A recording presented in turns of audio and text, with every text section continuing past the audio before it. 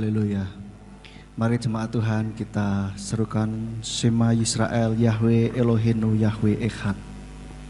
Haleluya.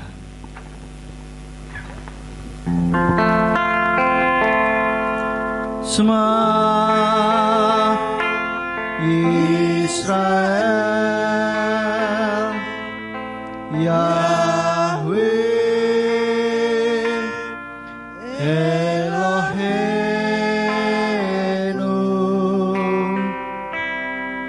Yahweh Echad. Shema Indonesia. Shema Indonesia Yahweh Eloheinu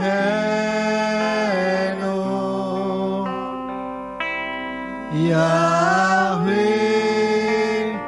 Echad. Shema Ambarawa. Shema Ambarawa Yahweh Eloheinu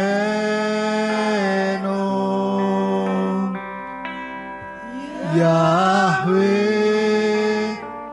Echad.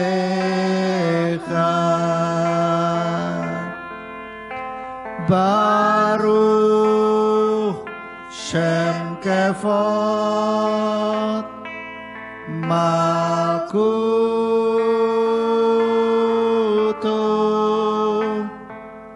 Leolam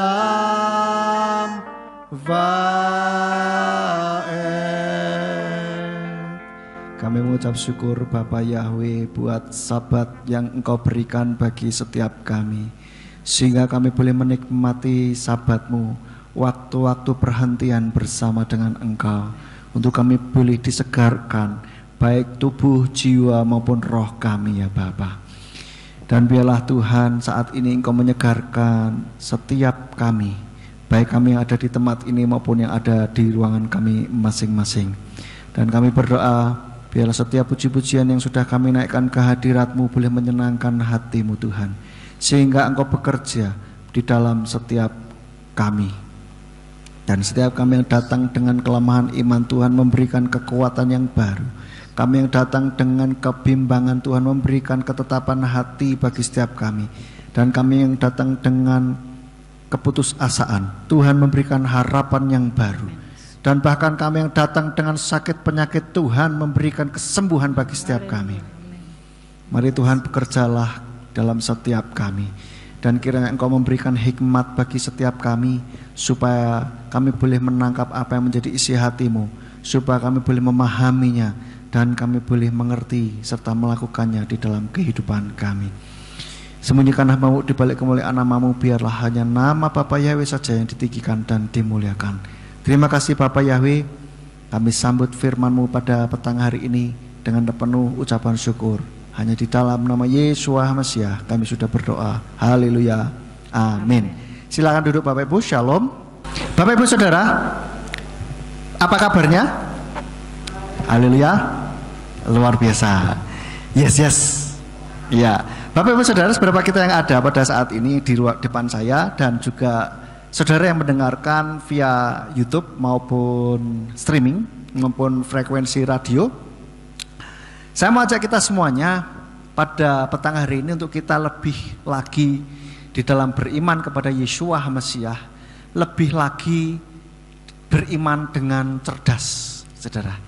Beriman dengan sungguh-sungguh yang tidak seperti biasanya. Karena akhir-akhir ini banyak yang berusaha untuk menggoyangkan iman kekristenan di dalam media sosial, baik YouTube maupun TikTok maupun Instagram maupun yang lain. Banyak sekali hal-hal pemahaman-pemahaman yang mengajak berpikir sepertinya. Tetapi pemikirannya itu ternyata salah, sehingga kalau kita tidak cerdas dalam beriman, maka kita bisa terseret, ya, terutama umat-umat Tuhan. Maka saya terdorong untuk terus memberikan pembekalan bagi kita semuanya di sini, yang menyimak, terutama yang menyimak firman Tuhan melalui streaming juga, supaya kita lebih cerdas lagi dalam beriman kepada Yeshua. Ya. Nah, cerdas beriman itu seperti apa? Ya, saya beri judul pada petang hari ini, cerdas beriman. Kalau biasanya saya ngomongin tentang cerdas mencinta, sekarang saya mau ngomong tentang cerdas beriman. Anak-anak muda yang mengikuti saya pasti tidak asing dengan yang namanya cerdas mencinta. Nah, sekarang kita belajar bagaimana atau apa itu cerdas beriman. Maksudnya cerdas beriman ini adalah beriman dengan kesadaran penuh bahwa Yeshua adalah Tuhan dan Juru Selamat kita. Beriman dengan kesadaran penuh, bukan karena ikut-ikutan, bukan karena keturunan atau kebiasaan. Ya, tetapi kita benar-benar menyadari hal ini dengan segenap hati dan pikiran kita, begitu. Kita benar-benar sadar, seperti kita menyadari bahwa kita saat ini hidup. Kita ini sekarang hidup toh saudara. Ada yang mati? Enggak ada. Kalaupun mati juga enggak bisa angkat tangan, saya mati, enggak. Itu semua kita menyadari bahwa yes, saat ini saya hidup. Ya, kita menyadari hal itu. Nah, saya ingin mengajak kita semuanya supaya dalam beriman bukan karena kebiasaan. Biasanya nek sabat ke gereja, ya sudahlah ke gereja. Atau setiap minggu jari orang Kristen ya harus ke gereja, sudahlah. Nek ndak ke gereja iki rasane ora penak gitu. Ya, bukan karena kebiasaan itu. Kita harus jauh lebih dalam lagi daripada sekedar kebiasaan. Atau hanya karena keturunan. Karena kakek nenek saya, bahkan orang tua saya Kristen, maka saya harus jadi Kristen juga. Enggak mau. Sama seperti saya dulu, saya punya angan-angan menjadi pendeta. Tetapi Tuhan memberikan pemahaman kepada saya, kesadaran lebih lagi bahwa saya tidak mau menjadi pendeta hanya karena keturunan. Hanya karena bapaknya pendeta, ya idealnya anaknya pendeta, begitu ya. Sama seperti bapaknya guru, ibunya guru, anaknya juga harus guru misalkan. Bapak ibunya dokter, anaknya harus dokter. Tidak, saya tidak mau hanya karena keturunan. Tetapi saya mau betul-betul minta ada konfirmasi dari Tuhan bahwa yes, memang Tuhan mau saya jadi pendeta, begitu. Demikian pula kita beriman kepada Yeshua. Kita harus betul-betul menyadari hal ini bahwa yes, memang Yeshua itu adalah juru selamat dan Tuhan, bukan manusia yang dituhankan, ya.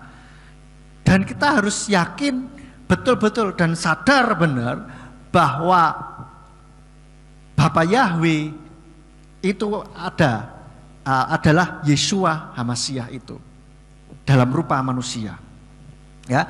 Dan juga kita juga dalam beriman jangan karena hanya ingin hidup enak gitu ya. Barusan tadi sore saya sempat ikut TikToknya Mas Pendi. Itu ada yang mengatakan bahwa ada yang menyampaikan bahwa ada orang yang ngomong bahwa nak jadi Kristen tuh enak katanya. Dikasih duit sekian katanya. Kalau apalagi yang dari seberang masuk ke Kristen, pasti dikasih ini, dikasih itu, fasilitas dan lain sebagainya. Ya. Kita juga jangan beriman hanya karena ingin diberkati. Nah, ini biasanya orang yang sudah dari lahir Kristen pengen diberkati. Ya, karena ada janji-janji Tuhan. Saudara mau diberkati? Amin, haleluya. Mau double portion, triple portion. Serakah hepal. Double portion, triple portion, terus nanti 4 portion. Saudara, blokek. Kalau orang Jawa bilang terlalu ini ya, tidak sesuai. Waktu Tuhan Yesus mengajarkan kita dalam berdoa, berikanlah kami makanan kami yang secukupnya. Ya. Lah tapi berkelimpahan boleh nggak? Salah tidak? Tidak. gitu. Tetapi jangan sampai kita menjadi umat Bapa Yahweh hanya gara-gara ingin diberkati. Itu gak cerdas dalam beriman, saudara. Karena apa? Ketika saudara tidak diberkati seperti yang saudara inginkan, maka saudara akan murtad. Pasti itu. Kalau saudara beriman karena pengen dapat mujizat, ketika saudara tidak mendapatkan mujizat, saudara akan murtad, tinggalkan Tuhan. Karena beriman tidak cerdas, saudara. Imannya mendasarkan imannya dengan motivasi-motivasi yang tidak benar di hadapan Tuhan. Atau bahkan kita beriman karena takut masuk neraka, takut dihukum. Itu juga gak cerdas dalam beriman, saudara. Karena apa? Kita hidup beriman, beribadah kepada Tuhan, melakukan firman-Nya dengan rasa takut. Bukan rasa takut hormat, tetapi rasa ketakutan gitu. Jangan-jangan aku tidak mau. Akhirnya di dalam hati ini ada gundah gulana, gelisah terus gitu. Aku sudah benar belum ya? Ngonek salah mlebu neraka iki. Ngonek ngene masuk neraka nih, sedikit-sedikit neraka, sedikit-sedikit neraka. Enggak cerdas banget gitu loh. Biarlah iman kita mendasarkan iman kita kepada Yeshua Mesias, karena kita betul-betul menyadari dan meyakini bahwa yes, dialah Tuhan di atas segala Tuhan. Amin, saudara. Sampai benar-benar kita sadar, sampai kita benar-benar yes, yakin, aku yakin gitu loh, saudara. Memang sepertinya buat orang yang belum kenal Tuhan Yeshua, kita beriman sehingga bahkan kita sempat mengalami aniaya dulu ya, tahun 2001, saudara. Itu dianggap oleh orang luar ada suatu kebodohan, atau bahkan orang-orang yang rela meninggalkan keluarganya hanya karena mengikut Yeshua, tanda kutip hanya ya. Seperti Mas Pendi dari seberang ke mengikut Yeshua, banyak tantangan dan bahkan diancam nyawa, diancam dibunuh begitu. Tetapi dia rela, dia tetap jalani iman itu di dalam Yeshua Mesias. Untuk orang luar dianggap suatu kebodohan. Ngapain kamu hidup hanya karena, maksudnya hanya karena iman lalu terancam nyawa pun kamu rela begitu. Ini sudah dinubuatkan di dalam 1 Korintus pasal yang ke-1 ayat 27 sampai 28. 1 Korintus 1 ayat 27 sampai 28. Firman-Nya katakan, akan tetapi Elohim telah memilih mereka yang bodoh bagi dunia, supaya dia dapat mempermalukan mereka yang berhikmat, dan Elohim telah memilih mereka yang lemah bagi dunia, supaya dia dapat mempermalukan mereka yang kuat. Dan Elohim telah memilih mereka yang tak berarti bagi dunia, dan mereka yang dihina, serta mereka yang dianggap tidak ada, supaya dia dapat meniadakan mereka yang dianggap yang dianggap ada. Maksudnya apa? Bahwa Tuhan sudah memilih kita semuanya untuk bisa menerima Yeshua sebagai Tuhan dan Juru Selamatnya. Itu justru kalau mau dibandingkan dengan orang dunia yang katanya pinter, yang katanya cerdas, itu justru kita akan membukakan mata mereka bahwa kitalah yang cerdas, saudara. Amin. Karena apa? Kita sudah diberi jaminan kepastian keselamatan untuk masuk ke dalam kerajaannya. Ya, bukan lagi mudah-mudahan, bukan lagi dihitung-hitung. Ya, tetapi ini sudah pasti dan janjinya itu ya dan amin. Nah, saudara, kita juga perlu dalam beriman saat-saat ini, kadangkala kita juga perlu bisa menjelaskan apa yang kita lakukan di dalam iman kita. Kenapa kita mengimani ini, kita harus bisa jelaskan. Jangan pokoknya. Orang luar itu gak akan bisa menerima, dan akhirnya apa? Kita diketawain. Dan kita akhirnya tidak bisa menjangkau jiwa. Begitu. Sama seperti yang beberapa waktu lalu Bapak Gembala memutarkan sebuah video yang pertanyaan-pertanyaan yang konyol itu, saudara. Terus lalu ada jawabannya, imani saja. Kata Pak Pendeta, imani saja. Dengan kata lain, wes pokoknya, gitu loh. Kita harus bisa jawab, gitu. Berapa waktu lalu saya dengerin TikTok juga ada yang kasihan jadi bulan-bulanan gitu ditanya ini jawab ini karena kurang bisa menjelaskan dengan baik. Nah, kita lihat di dalam 1 Petrus atau 1 Kepa 3 ayat 15 sampai 16. 1 Petrus atau 1 Kepa 3 ayat 15 sampai 16. Tetapi kuduskanlah Yahweh Elohim dalam hatimu dan siap sedialah selalu dengan kata-kata pembelaan terhadap setiap orang yang menanyai kamu tentang firman pengharapan yang ada padamu dengan lemah lembut dan hormat. Dengan menjaga hati nurani yang baik, supaya dalam apa yang mereka dapat fitnahkan tentang kamu sebagai pembuat kejahatan, mereka dapat dipermalukan karena mereka melecehkan perilakumu yang baik dalam Hamasyah. Maksudnya adalah supaya kita ini bisa memberikan pertanggungan jawab. Maksudnya kita bisa jelasin gitu loh, bahwa kenapa kita beriman, kenapa kok kita menganggap Yeshua, bukan menganggap, kita percaya bahwa Yeshua itu Tuhan, bukankah dia itu manusia? Nah, kita harus bisa jelaskan. Atau pertanyaan yang biasanya dikatakan yaitu, mana ayatnya yang mengatakan Yesus bilang, aku Tuhan, sembahlah aku. Kan biasanya pertanyaan gitu. Kalau letterless ayat itu memang tidak ada, tetapi kita bisa lihat bahwa Yeshua berkuasa mengampuni dosa. Siapa yang bisa mengampuni dosa kalau bukan Tuhan? Kalau cuma sekedar ngomong tok semua bisa, saya pun bisa ngomong, dosamu sudah diampuni. Tetapi beneran diampuni apa enggak kan beda masalahnya, sudah. Iya kan? Nah, Yesus sudah membuktikan ada orang yang sakit, lalu Yesus ngomong, dosamu sudah diampuni. Maka orang itu langsung sembuh. Artinya apa? Betul-betul dosanya diampuni. Begitu. Karena selama dosanya tidak diampuni, dia masih sakit. Jadi ini sudah mengatakan secara tidak langsung bahwa Yeshua ini Tuhan. Dan Tuhan tidak ngemis minta disembah, sembahlah aku. Nggak perlu. Justru kita yang perlu kepada Tuhan. Amin, saudara. Jadi nggak perlu kita juga terjebak dengan pertanyaannya mereka. Begitu. Siapa yang minta disembah? Kalau Alkitab kita menceritakan yang minta disembah itu siapa? Setan justru minta disembah. Karena apa? Dia haus penyembahan gitu loh. Ya.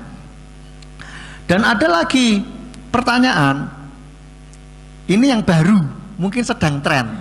Dan saya dengar di TikTok ada yang menanyakan hal itu juga gitu. Ini pasti contekan dari yang sono, guru mereka, yang tanda kutip mereka belajar ya.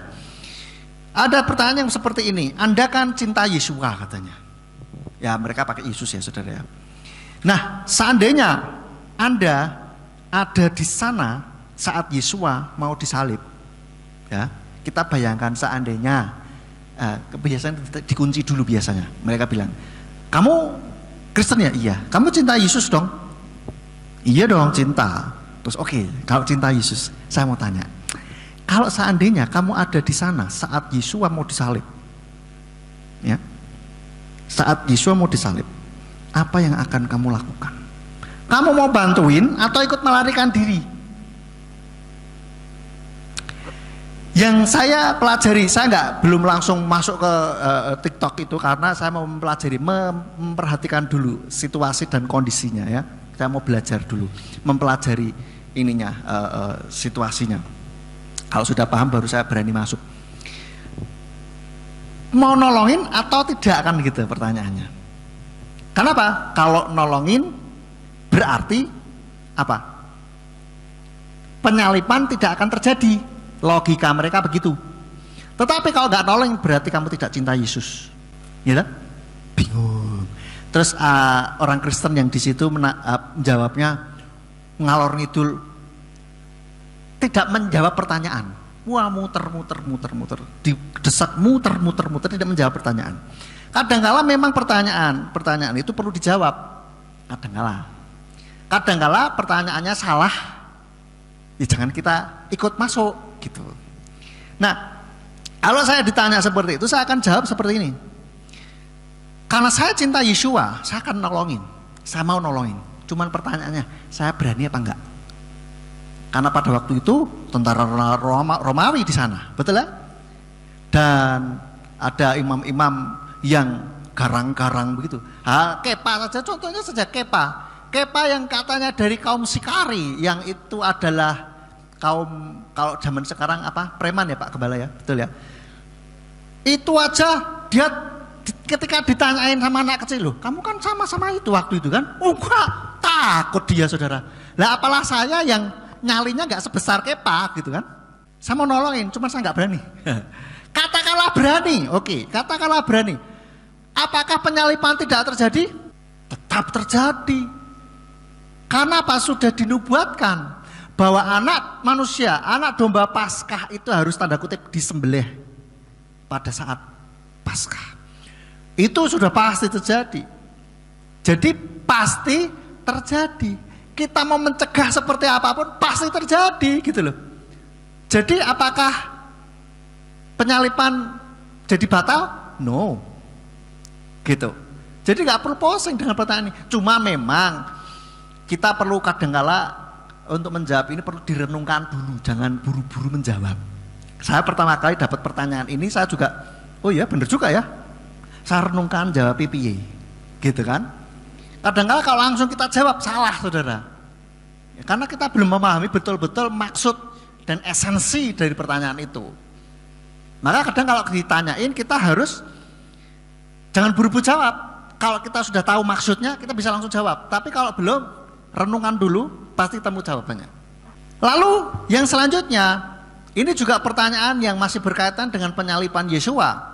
Ada yang mengatakan begini, penyalipan Yeshua itu kan untuk menebus setiap manusia, untuk mengampuni dosa manusia, betul ya? Nah, mereka menebus dosa. Kalau kita maksudnya kan bukan menebus dosa, menebus jiwa manusia, ya. Jadi kalau tidak ada penyalipan, tidak ada penebusan dosa, penebusan manusia, ya. Jadi kalau gitu, yang menyebabkan atau yang menyalibkan Yeshua itu berarti berjasa dong. Berarti Yudas Iskariot berjasa dong. Betul enggak saudara? Logikanya. Hah? Betul ya? Betul juga ya. Tetapi ini adalah logika yang salah. Logika yang ngawur. Cara berpikirnya kebalik-balik. Ya. Ya. Saya sempat merenungkan juga. Iki jawabnya piye? Ada sesuatu yang salah gitu kan dalam cara berpikirnya. Begitu. Dalam cara berpikirnya. Pola pikirnya salah. Karena begini, sama saja kita berpikir begini. Ada Pak polisi ya yang meraih penghargaan. Meraih penghargaan. Karena dia bisa menangkap atau menyelesaikan banyak kasus atau menangkap banyak perampok, pencuri dan kasus-kasus kriminal yang lain. Pertanyaannya, berarti perampok, begal dan sebagainya, pencuri itu berjasa dong kalau gitu, karena tanpa adanya mereka Pak polisi ini nggak bisa mendapatkan penghargaan. Apakah begitu cara berpikirnya? Kan tidak saudara, betul enggak? Ini kan ilustrasinya kan seperti itu, paralel begitu loh. Dibilang kalau tidak ada penyalipan berarti tidak ada penebusan dosa, itu betul. Nah kalau gitu berarti yang menyebabkan, yang menyalibkan Yeshua, Yudas Iskariot, tentara Romawi, para imam itu berarti berjasa dong. Harusnya kalau berjasa masuk surga apa neraka katanya begitu saudara. Ini logika yang ngawur. Logika yang kebalik-balik. Kejahatan tidak boleh diapresiasi. Firman Tuhan katakan di dalam Lukas 17 ayat 1 sampai 2. Kejahatan tidak ada rumusnya diapresiasi, enggak ada. Lukas 17 ayat 1 sampai 2 dikatakan, dan dia berkata kepada para muridnya, adalah mustahil sandungan-sandungan itu tidak muncul. Tetapi celakalah dia yang olehnya hal itu muncul. Adalah lebih baik baginya jika sebuah batu kilangan keledai dikalungkan pada lehernya dan dia dilemparkan ke dalam laut, daripada dia menyebabkan salah satu dari orang-orang kecil ini tersandung. Kita bisa nangkap dari sini, betul ya? Bukan berarti terus akhirnya kita ngomong, loh kalau gitu, kalau tidak ada yang menyebabkan sandungan, tidak ada yang menyebabkan tersandung, tidak memunculkan sandungan, itu berarti nubuatannya Yesua salah. Maka yang memunculkan sandungan itu justru menggenapi nubuatan. Ngawur sudah, ini kan pola pikir yang nggak pas gitu loh. Yesua tidak menubuatkan, tetapi Yesua ngomong realitas bahwa sandungan-sandungan itu pasti muncul. Sama seperti kalau kita menanam tanaman, pasti ada rumput liar di sana, betul nggak? Itu sudah pasti jelas gitu loh. Sama seperti ilustrasi Yesua tentang penabur. Gandum itu pasti ada ilalang di sana. Itu sudah pasti. Realitasnya tidak perlu dinubuatkan, itu jelas, alamiah gitu loh. Nah, di dalam hal kerohanian juga demikian. Itu sudah pasti ada yang menyesatkan, ada tetepan gitu. Cuman yang menyebabkan penyesatan itulah yang harusnya dihukum. Tetapi kalau akhirnya orang itu bertobat, itu lain cerita. Nah, bisa saya tanyakan balik, kalau Tuhan kan katanya, ya Tuhan di mana saja ya, saya ngomong ya, tidak salah satu agama. Tuhan kan katanya Maha Pengasih, Maha Pengampun, betul nggak? Ya. Jadi kalau manusia berdosa dia diampuni, betul ya? Karena apa? Dia Maha Pengampun, penyayang, betul ya? Jadi kalau gitu manusia juga berjasa dong, karena dia berdosa. Kenapa? Kalau dia tidak berdosa, maka Tuhan tidak bisa disebut Maha Pengampun. Kenapa? Enggak ada yang diampuni. Benar enggak? Maka gelar Maha Pengampun itu tidak bisa disematkan. Betul? Logikanya masuk enggak, saudara? Kita tanyakan hal yang sama, yang sejajar. Kadang-kadang pertanyaan mereka itu blunder, saudara. Pertanyaan orang-orang yang baik tidak mempercayai iman kita maupun yang tidak beragama, kadang-kadang blunder gitu. Kalau kita tanyakan hal yang sama, yang sejajar, seperti itu, maka kita perlu cerdas dalam beriman, saudara. Amin. Kadang-kala pertanyaan-pertanyaan yang mungkin baru kita pikirkan karena kita nggak pernah memikirkan hal itu, gitu. Kita perlu bisa jawab seharusnya seperti itu. Ya, jadi kita perlu bisa menjawabnya dengan baik. Lalu apa untungnya cerdas beriman? Apa untungnya cerdas beriman? Untungnya adalah kita tidak mudah goyah dan bahkan kita bisa membukakan mata rohani orang-orang yang bertanya kepada kita. Kenapa? Karena kita sadar, benar-benar sadar bahwa Yesua adalah Tuhan dan Juru Selamat kita. Iman kita ini sudah benar, saudara. Amin. Sudah benar, jangan pernah goyah dan jangan pernah ditukar dengan apapun juga. Dengan harta, tahta, maupun cinta, maupun popularitas. Nah, sekarang pertanyaannya adalah bagaimana supaya kita bisa beriman dengan cerdas? Yang pertama, kita harus membaca dan mempelajari kitab sucinya kita. Bukan kitab suci orang lain, kitab sucinya kita. Masalah kitab sucinya orang lain ya itu urusan mereka lah. Kita harus kuati iman kita. Ya, saudara. Seperti di dalam Yosua 1 ayatnya yang ke-8. Yosua 1 ayatnya yang ke-8. Kitab Torah ini tidak boleh menjauh dari mulutmu dan engkau harus merenungkannya siang dan malam agar engkau dapat berhati-hati bertindak menurut seluruh apa yang tertulis di dalamnya. Dengan demikian engkau dapat membuat jalanmu berhasil dan kemudian engkau dapat bertindak bijaksana. Supaya kita bisa bertindak bijaksana, saudara. Supaya kita juga cerdas dalam beriman. Lalu di dalam 2 Timotius, kita lihat 2 Timotius 3 ayat 16 sampai 17. 2 Timotius 3 ayat 16 sampai 17 dikatakan, sebab kitab diilhami Elohim dan bermanfaat untuk pengajaran, untuk teguran, untuk perbaikan, untuk pendidikan dalam kebenaran, sehingga manusia Elohim yang diperlengkapi untuk setiap pekerjaan baik dapat menjadi sempurna. Supaya kita ini diperlengkapi, saudara, untuk perbuatan baik, untuk kita bisa menginjil, untuk kita bisa melakukan apa yang menjadi bagian kita. Maka kita mempelajari kitab suci kita, dan saya dorong untuk kita bisa membaca kitab suci kita. Kalau bisa itu khatam, gitu loh saudara.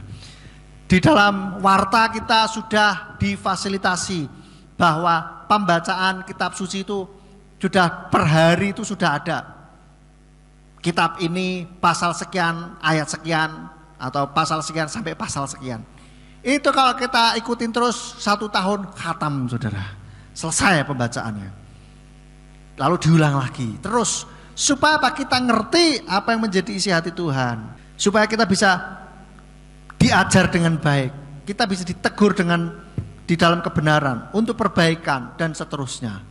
Karena firman Tuhan kita ini luar biasa sekali, saudara. Kalau saya lihat, ya, firman Tuhan atau Alkitab yang kita punya ini, kitab suci kita ini luar biasa sekali. Bermanfaat untuk kehidupan yang akan datang dan juga yang sekarang nih, saudara.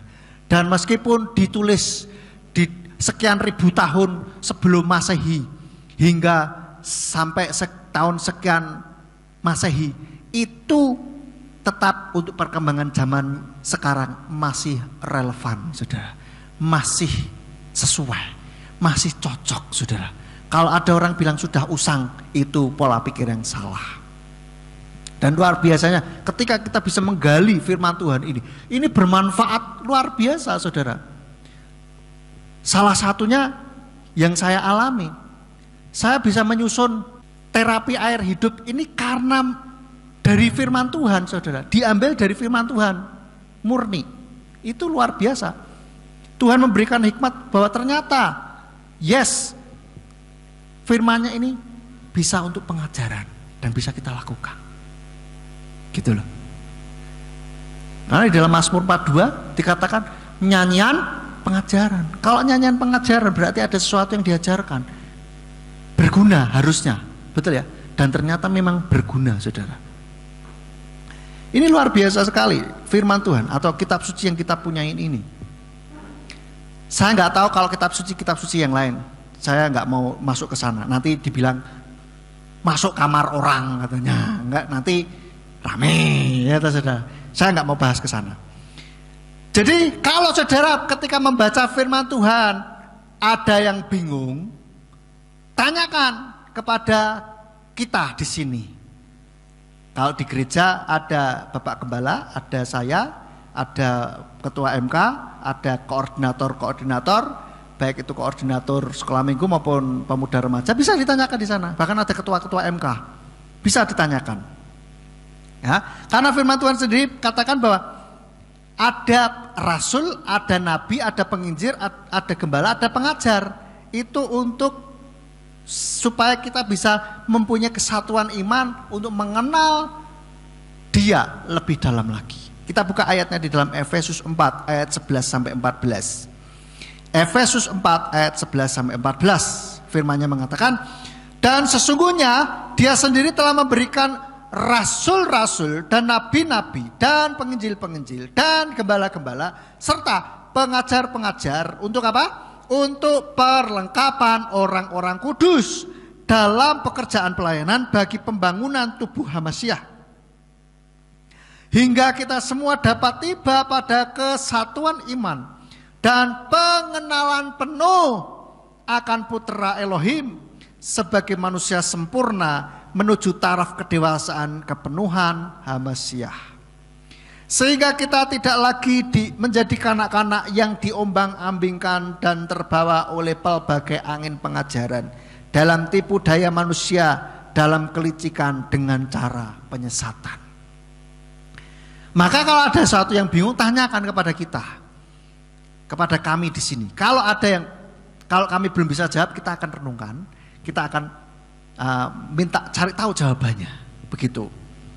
Sama seperti ini tadi pertanyaan-pertanyaan itu, saya renungkan, saya tanya didiskusi juga sama Dedi, sama Bapak Gembala. So, bagaimana bisa menjawabnya dengan baik begitu? Karena di sini sudah dikatakan supaya kita tidak lagi menjadi kanak-kanak yang diombang-ambingkan dan terbawa oleh berbagai angan pengajaran dalam tipu daya manusia, dalam kelicikan dengan cara penyesatan. Saya pernah lihat di YouTube ada orang ditanyain, kamu cinta Yesus enggak? Iya. Kalau kamu seandainya nih kamu di sana, kamu di penyalipan itu kamu mau menyelamatkan atau enggak? Si orang itu bilang, aduh iya betul juga ya, bingung saya. Please deh ya, jemaat GPF Surya Kebenaran Ambarawa dan semua yang mendengarkan, yang mengikuti via streaming, jangan sampai kita jangan sampai begitu saudara. Oke, kita harus bisa menjawab dengan baik kalau ditanya. Kalau enggak ditanya, kita terus perdalam iman kita terus pokoknya saudara, sehingga kita bisa tegak berdiri dalam kebenaran firman Tuhan. Nah, pertanyaan selanjutnya, jawaban yang selanjutnya, bagaimana supaya iman kita ini kita bisa beriman dengan cerdas? Kalau tadi baca firman Tuhan, orang kalau nggak baca firman Tuhan itu bingung saudara, imannya kok gini kok gitu, bingung, sedikit-sedikit bingung, sedikit-sedikit bingung, repot. Maka baca dulu kitab sucinya, pelajari dengan baik. Lalu yang kedua, lakukan firman-Nya, nggak cuma baca tok. Kalau baca tok itu bisa sampai ke sini, kepikiran. Sebetulnya ke sini pikiran, kan berpikir dalam hatinya, saudara. Firman Tuhan katakan begitu, saudara. Ya. Nah, hanya sampai ke dalam pemahaman akademis saja, gitu. Hanya untuk pengetahuan aja. Tapi kalau kita melakukan firman-Nya, maka itu akan masuk ke dalam hati kita. Itu akan kita alami sendiri dan itu akan berakar di dalam hati kita. Begitulah. Sehingga katakanlah kita tidak tahu jawabannya, kita tidak akan bingung, saudara. Kita nggak akan bingung. Matius 7 ayat 24. Matius 7 ayat 24 dikatakan, oleh karena itu setiap orang yang mendengarkan perkataanku ini dan melakukannya, aku akan menyamakan dia dengan seorang yang bijaksana yang telah membangun rumahnya di atas batu karang. Artinya imannya kuat, gitu. Kenapa dia melakukan? Lah kalau cuma hanya untuk memenuhi otak saja, hanya sekedar pengetahuan saja, buat apa? Kurang lengkap, kurang kuat, gitu loh. Maka kita harus melakukan. Kalau kita tidak pernah melakukannya, maka ada pertanyaan atau kita mengalami sedikit bingung. Kita berdoa, kok gak dijawab-jawab ya Tuhan? Bingung. Akhirnya goyah imannya, kecewa sama pendetanya, sama sesamanya. Itu sudah lewat harusnya, gitu loh. Kita lebih di dalam lagi, gitu loh. Nah, ada orang yang bisa mudah kecewa dan meninggalkan Tuhan, ada. Karena apa? Karena tidak memahami betul-betul. Ditambah lagi ada oknum pendeta atau gembala atau pemimpin rohaninya yang tanda kutip menyakiti dirinya atau membuatnya tersinggung, begitu. Meninggalkan Tuhan. Saya pernah mendengar ada orang yang meninggalkan Tuhan gara-garanya kecewa juga, perpuluhan aja ditelepon katanya, ditagih katanya. Saya baru dengar, iya tak? Oh iya. Terus gimana caranya telepon? Teleponnya begini. Halo, shalom, Bapak, Ibu, apa kabar? Ini sudah tanggal berapa? Ya, sudah perpuluhan belum? Loh, saya pikir kok ya sampai hati nagih gitu loh. Masalah perpuluhan apa enggak itu kan ya urusannya orang itu kan, bener gak? Enggak usah ditagih gitu loh. Lah ini juga sama aja di kekristenan juga ada yang ribut. Oh tidak perlu perpuluhan loh. Sekarang saya bilang, nek mau perpuluhan silahkan, enggak juga tidak apa-apa. Yang rela saja, gitu loh. Buat apa kita perpuluhan tapi enggak rela? Buat apa kita persembahan juga enggak rela? Gitu loh. Oke? Jadi enggak usah sampai gitulah ya. Dan akhirnya meninggalkan Tuhan. Nah, jadi hal yang seperti ini gitu loh. Kalau dia tidak betul-betul berakar, itu akan membuat goyah. Dan memang tindakan yang seperti itu mempermalukan kekristenan. Yes, memang saya sendiri ikut malu, saudara. Kenapa? Karena ada rekan pendeta yang begitu. Udah tanggal berapa ditelepon? Halo, apa kabar? Janji imannya perpuluhan ya. Please deh. Lalu yang ketiga, bagaimana supaya iman kita cerdas? Cari pribadi Tuhannya, bukan cari berkat atau mujizat. Ada juga orang yang kecewa gara-gara apa? Doa nak dijawab-jawab.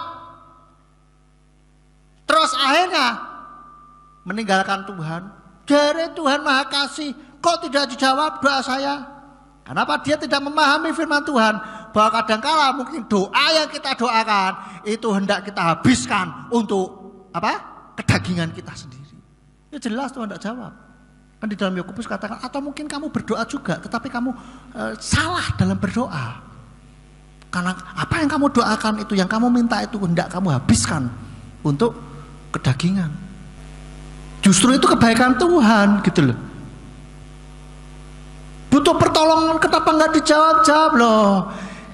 Masalahnya kita perlu lihat juga apa yang menyebabkan sepertinya tidak dijawab, gitu loh. Kadang-kala Tuhan ingin supaya kita lebih terus bergantung kepada Dia, dan waktunya mungkin belum nyampe. Percaya nggak bahwa Tuhan itu jauh lebih ingin kita diberkati atau kita disembuhkan atau kita dijawab doanya? Tuhan itu lebih pengen itu daripada kitanya sendiri. Kita minta doa, Tuhan tolong diberkati loh. Percaya, Tuhan ingin setiap kita itu diberkati. Amin. Tetapi kadang kitanya yang justru tidak siap, gitu loh. Kalau boleh saya katakan, loh, Tuhan itu sudah kepengen kalau bisa seketika juga, ting gitu loh. Saya yakin itu hati Tuhan seperti itu. Tapi kan Tuhan lihat kamu belum siap. Gitu loh. Kamu belum siap. Kalau dikasih sekarang malah ambiar. Malah nggak bisa, gitu loh. Malah tidak bisa menerima berkat Tuhan. Gitu. Sama seperti kita. Misalkan punya anak, saya aja deh, punya anak. Saya ingin cepat-cepat si Ethan ini bisa langsung ikut saya, misalkan pelayanan kemana-kemana begitu. Saya sudah pengen ngebet gitu. Tetapi kan saya lihat belum bisa duduk sendiri di mobil gitu kan. Kalau pas istri saya sedang ada acara kan bingung gitu kan. Pengen saya ngajak pelayanan, cuman belum waktunya, belum bisa tak bawa berdua gitu. Itu seperti itu, ada Tuhan lebih pengen untuk kita diberkati, jauh lebih pengen daripada kitanya sendiri, saudara. Tapi Tuhan yang ngerti, ya toh, kehidupan atau kesiapan kita. Maka kita kadang-kadang perlu siapkan diri, gitu loh. Dan Tuhan jauh lebih ingin kita diberkati. Oke. Dan kadang-kadang kita ada orang yang berdoa, kenapa kehidupan saya begini-begini aja? Jadi orang Kristen, saya bahkan sudah kenal Bapak Yahweh, kok malah jadi begini, kok malah begitu, malah begitu. Nah, kadang-kadang orang kan gampang untuk nyalahno Tuhan, saudara. Ya toh? Karena apa? Tuhan tidak pernah protes. Disalahno yang menengai. Tuhan tidak bilang, ngawur ae. Nek kita disalahkan kan kita bisa protes. Wah, enggak ya ngawur, saya enggak. Tapi kan akhirnya orang nyalahno Tuhan. Gitu. Padahal kadang-kadang yang menyebabkan kehidupan kita seperti apa itu kan kita sendiri, gitu loh. Kitanya sendiri. Kita misalkan pengen naik pangkat, pengen naik jabatan, tapi kerja ngasal. Dagangan kita pengen rame, tapi kita kalau kerja tidak baik, ketus sama orang misalkan, ya bagaimana laris? Kita usaha jasa, kita ini, tapi kita tidak meningkatkan keterampilan kita, ya mana mungkin bisa lebih ini lagi, lebih laris lagi gitu loh. Kadang-kala ada pihak kitanya yang menentukan apa yang kita alami gitu loh. Tuhan mah sudah menyediakan semuanya, justru Tuhan jauh-jauh lebih ingin kita hidupnya jauh lebih baik dari sekarang. Amin. Tapi kan kadang-kala kitanya yang menghambat, justru kitanya sendiri. Cuman orang kan kadang gak merosok gitu loh, gak kerasa, gak merasa seperti itu. Akhirnya apa? Kecewa sama Tuhan, padahal yang bikin kecewa dia sendiri. Ganjelannya itu loh, ganjelannya siapa? Ya dia. Penghalang itu siapa? Ya dia sendiri gitu loh. Cuman kan tidak menyadarinya. Ini yang sangat disayangkan sekali. Maka dari itulah kita cari pribadi Tuhan, pribadinya, pengenalan akan dia, bukan cari berkat atau mujizat. Berkali-kali saya tekankan bahwa cari pribadi Tuhannya, bukan cari berkatnya. Kenapa kalau cari berkatnya itu gak cerdas dalam beriman? Kenapa? Kalau kita gak dapat berkat, kita akhirnya murtad, gak cerdas. Tapi kalau kita mencari pengenalan akan dia, maka Tuhan akan menyatakan dirinya kepada kita. Amin. Tuhan katakan, siapa yang mengetuk akan dibukakan. Tuhan juga carilah wajahnya selama dia bisa ditemui, selama kita hidup maksudnya. Cari wajahnya, cari perkenanan Tuhan. Seperti itu saudara. Dan di dalam Matius 6 ayat 33, Matius 6 ayat 33 dikatakan, namun carilah terlebih dahulu kerajaan Elohim dan kebenarannya, dan semua ini akan ditambahkan kepadamu. Dan di dalam Lukas 11 ayat 9 sampai 13, Lukas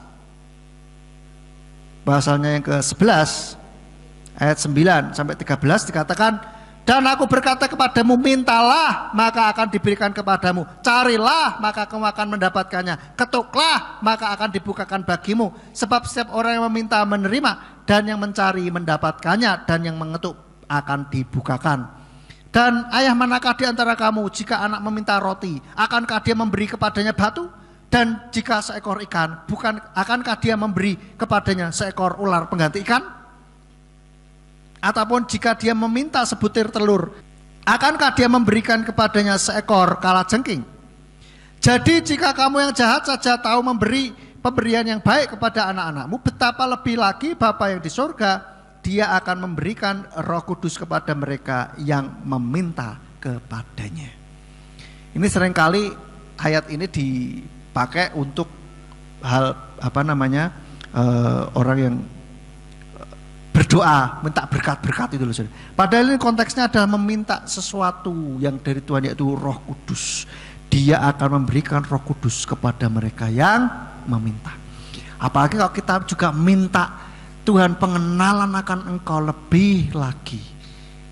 Itu satu hal yang luar biasa. Tuhan pasti akan membukakan, akan menyingkapkan rahasia-rahasia, dan dia akan menyatakan pribadinya kepada setiap kita.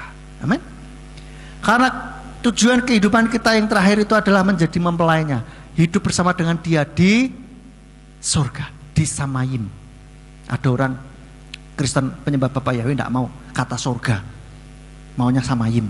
Menurut saya podohailah, cuma istilah yang beda. Jadi kalau mau hidup bersama dengan Tuhan, maka kita harus mengenal. Sama aja kalau kita kan diumpamakan sebagai mempelai wanita, kita semua nih jemaat Tuhan diumpamakan sebagai mempelai wanita, dan Yesua adalah mempelai pria. Maka ibaratnya itu kayak mau menikah itu kan hidup bersama.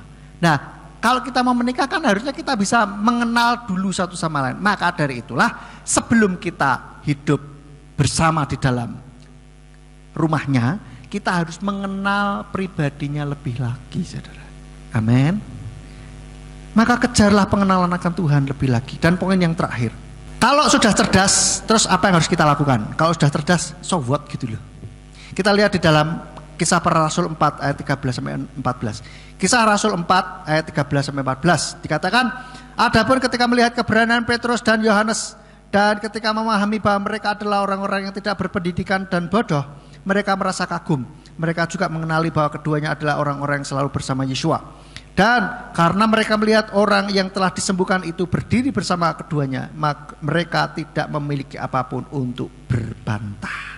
Artinya apa? Kalau kita sudah bisa cerdas dalam beriman, kita sudah bisa menjawab pertanyaan dengan baik, kita bisa menginjil dengan baik. Jangan lupa, jangan cuma pintar menjawab, tetapi juga harus ada buahnya.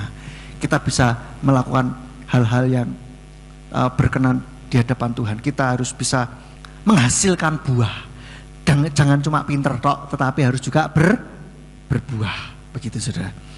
Sehingga kita betul-betul menjadi anak-anak Tuhan yang cerdas dalam beriman. Amin buat firman Tuhan. Biarlah firman ini boleh menjadi kekuatan buat kita, sehingga kita bisa siap sedia dalam mempertanggungjawabkan iman kita. Kita bisa menjawabnya dengan baik, dan kita bisa menjadi umat Tuhan yang cerdas dalam beriman. Amin. Mari kita bangkit berdiri, kita tundukkan kepala. Bapak, Bapamu sudah berhenti berkata-kata, biarlah firman yang sudah ditaburkan ini boleh menjadi kol HL, menjadi suaramu yang terus berbicara kepada setiap kami. Ajari kami Tuhan, untuk kami terus boleh cerdas di dalam beriman kepadamu Tuhan, supaya kami boleh menjadi anak-anakmu yang betul-betul kami memahami kebenaran firman-Mu. Kami boleh betul-betul terus mengenal Engkau lebih dalam lagi. Karuniakan kepada setiap kami roh pengenalan akan Engkau lebih lagi Bapa, sehingga kami boleh menjadi anak-anak-Mu yang mengenal Engkau lebih dalam, yang mengenal Engkau dengan tidak karena keturunan maupun kebiasaan, tapi kami boleh mengenal Engkau betul-betul. Kami mengenal secara pribadi bahwa Engkau adalah Tuhan yang baik, Tuhan yang luar biasa, Tuhan satu-satunya Sang Pencipta langit dan bumi, Tuhan di atas segala Tuhan. Terima kasih Bapak buat firman-Mu ini, meteraikan firman-Mu ini di dalam hati setiap kami. Dan kami berdoa untuk setiap kami yang sudah mendengarkan, baik di ruangan ini maupun di tempat kami masing-masing. Kami berdoa biarlah Tuhan menuntun segala langkah-langkah kehidupan kami. Engkau pertumbuhkan iman kami lebih lagi ya Bapak. Terima kasih Bapak, berkati dalam setiap usaha pekerjaan kami, pelayanan kami Tuhan yang menuntun. Dan langkah-langkah kehidupan kami, biarlah kami boleh tetap ada di dalam jalan-jalan-Mu Bapak Yahweh. Dan bila sebentar kami akan pulang, kami mohon penyertaan para malaikat-Mu untuk menjaga melindungi sepanjang perjalanan. Biarlah kami boleh sampai di rumah dengan selamat. Dan kumpulkan kami pada pertemuan-pertemuan yang akan datang, untuk kami boleh kembali bersekutu, memuji, memuliakan nama-Mu dengan kondisi yang jauh lebih baik dari hari ini. Dan Kau memberkati setiap anak-anak-Mu yang sudah ambil bagian dalam pelayanan pada petang hari ini. Tuhan memberkati mereka semuanya tanpa terkecuali. Berkati apa yang menjadi pergumulan mereka, akhirnya Tuhan jawab sesudah waktu dan rencana Bapa. Terima kasih Bapa. Mari kita angkat kedua belah tangan kita menerima berkat Bapa Yahweh. Yevareka Yahweh weyis mereka, Bapak Yahweh memberkati engkau dan memelihara engkau. Yaer Yahweh panoelecha wikunika, Bapak Yahweh membuat wajahnya bersinar atasmu dan bermurah hati kepadamu. Yisa Yahweh panoelecha wiyasem lekas shalom, Bapak Yahweh menghadapkan wajahnya kepadamu dan memberi engkau damai sejahtera. Diberkatilah engkau di kota dan di ladang, diberkatilah buah kandunganmu, hasil bumimu dan hasil ternakmu, yakni anak-anak lembu dan anak-anak kambing dombamu. Diberkatilah bakulmu dan tempat adonanmu. Diberkatilah engkau pada waktu masuk dan pada waktu keluar. Sekarang pulanglah dan terimalah berkat, kasih dari Bapa Yahweh, kasih karunia dari Yeshua Mesias Sang Pembeli Jiwa, dan Ruach HaKodes menyertai engkau sampai Maranatha. Yeshua Mesias datang kembali yang kedua kalinya untuk mengangkat kita semuanya. Haleluya. Amin. Sahabat Shalom, selamat pulang. Bapa Yahweh memberkati.